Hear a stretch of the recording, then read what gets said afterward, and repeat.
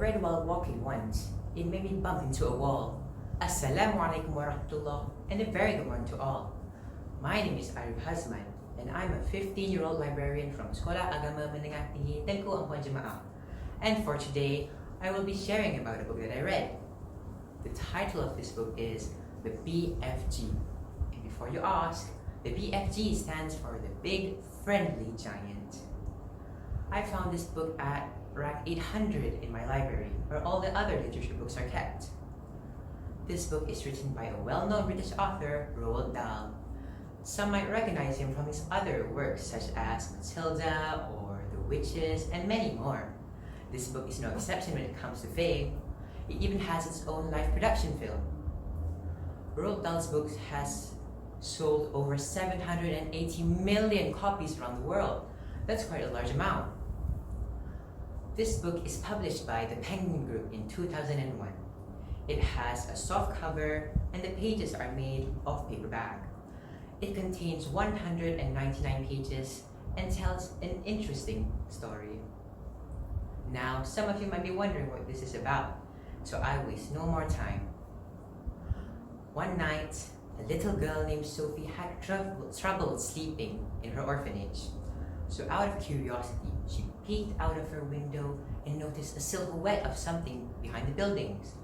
On closer inspection, she noticed that the thing was actually large, very large. While the thing was moving from building to building, it noticed that Sophie was staring at her, and Sophie noticed too.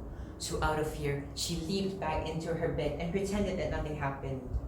Unfortunately for her, the thing stood outside her window, reached its arm into her bedroom, and grabbed her sheets by the corners, carrying her like a plastic bag with her inside. It proceeded to make a run for it. While Sophie had the chance, she took a sight out of her sheets, and what she saw was astounding. The thing carrying her was actually a giant, and it was bringing her towards what it seems like a cave. So when they arrived at the cave, Sophie pleaded for mercy and survival as she thought that she was the giant's next meal. The giant explained that most giants do indeed eat human beings, but luckily he is an exception. Instead, he is a friendly giant, the Big Friendly Giant, as the title said. He explained to her the reason why he took Sophie to the cave. It was because to make sure that she wouldn't tell anyone about the existence of giants. So Sophie agreed to stay with the giant for a while. Then the giant demonstrated that he at night wanders around the city to blow dreams into children's minds with his long trumpet and large suitcase. The climax of the story began when one of the man-eating giants started a war amongst the other giants. So it's like a little declaration of war between them. So now it's up to the BFG and Sophie to try and capture the giants and to prevent the war from happening. Personally, my favorite part of the story is the concept of dream catching. The thing itself is very peculiar, yet very intriguing for me.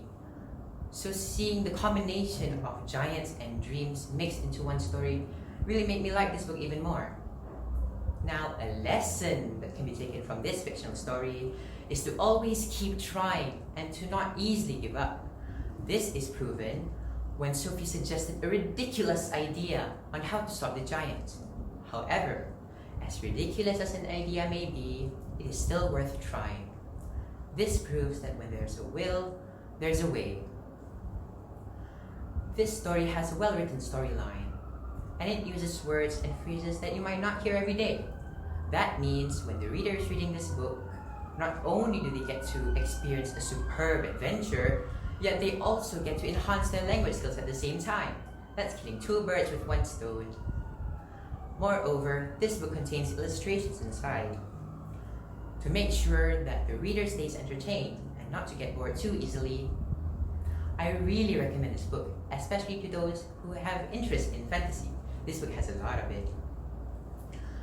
Mistakes might have been made. I hope I didn't do as such. That is all from me. Thank you very much.